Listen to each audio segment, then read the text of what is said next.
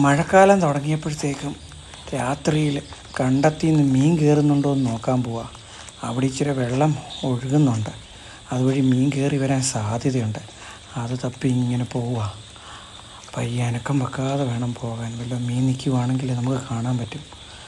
ഇവിടെയൊക്കെ ഈ ചപ്പും ചവറിൻ്റെ ഇടയിലൊക്കെ ഇഷ്ടം പോലെ മീൻ നിൽപ്പുണ്ട്.